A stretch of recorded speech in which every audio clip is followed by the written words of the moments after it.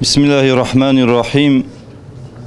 Basına ve kamuoyuna adil olmak ve bir ülkede adaleti tesis etmek yöneticiliğin ve liderliğin en temel vasfıdır. Adaletin terazisi bozulduğunda, güçlülerin ve sözüm ona saygınların kefesi ağır basmaya başladığında o düzenin vereceği netice zulümden başka bir şey değildir. Ve zulümle abat olunmayadığına dair tarihin seyri içinde nice örnekler mevcuttur. Hal böyleyken bu ülkede 25 yılı aşkın bir süredir devam ede gelen bir zulüm var. 28 Şubat ve FETÖ yargısı mağduru olanların arşı titretecek bir mağduriyeti var.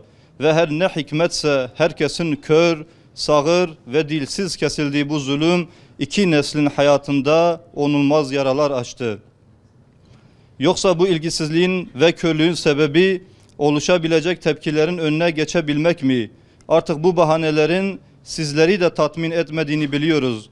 Çünkü 28 Şubat ve FETÖ yargısı mağdurları sizden af beklemiyor. Sadece yeniden adil bir yargılanma bekliyor. Bundan daha doğal ne olabilir ki? Ergenekoncular çıktı, balyozcular çıktı. Alenen bu ülkeyi büyük güçlere peşkeş çekmek için darbeye teşebbüs edenlerin dahi bir kısmı çıktı. Mağduriyetler giderilsin diye inceleme komisyonları kuruldu ve davalar tekrar görüldü. Babalar için af, paşalar için tutuksuzluk halleri uygun görüldü. Öyle ya, at izi it izine karışmıştı. Ve bu karışıklık adaleti yanıltmamalıydı. Oysa derin devletin ve birçok kirli yapının at koşturduğu ve neredeyse bütün izlerin birbirine karıştığı bir dönemde kurulan kumpaslar ve komplolarla en ağır cezalara çarptırılanlar için bir gün olsun acaba diye şüphe edilmiyor mu? Gerçekten merak ediyoruz. Üstelik bu kararları veren hakimlerin birçoğunun FETÖ'den yargılandığını bile bile zamanında devletin güvenliğini tehdit ediyor diye karar veren hakimler bugün devletin güvenliğini tehlikeye atmakla suçlanıyorsa durup düşünmek gerekmez mi? 40-50 bayramdır çocuklar baba eli öperek bayrama uyanmıyor. Babaları cezaevlerine girdiğinde çocuk olanlar baba oldular şimdi. İçerideki babalar ise dede olup torun sahibi oldular. Kaç anne, kaç baba evlat hasretiyle göçüp gitti bu dünyadan. Damatsız düğünler yapıldı. Herkesler salı verilirken onlar şehir şehir sürgün edildiler. Aileler birkaç saatlik görüş için yollarda çile niyetine tesbih çektiler. Çabuk bitmesi gereken sayılı günler bitmek bilmedi. Aylar, seneler geçmek bilmedi bir türlü. Hala bitmedi bu acı. Hala devam ediyor bu kor ateş. Yüreklerde mesken tutan bu acıların dindiğini ve açılan yaraların kabuk bağladığını sanmasın kimse. Bu zulme sebep olan, ortak olup devam ettiren herkes bilmeli ki bu mazlumların ahı kendilerini rahat bırakmayacaktır. Bir an önce bu zulme son verilmeli.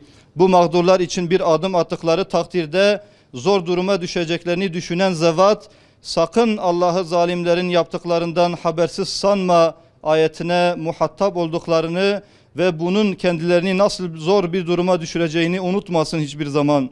Sorumlu mevkilerde bulunanlara bir kez daha diyoruz ki gelin bu yanlıştan dönün.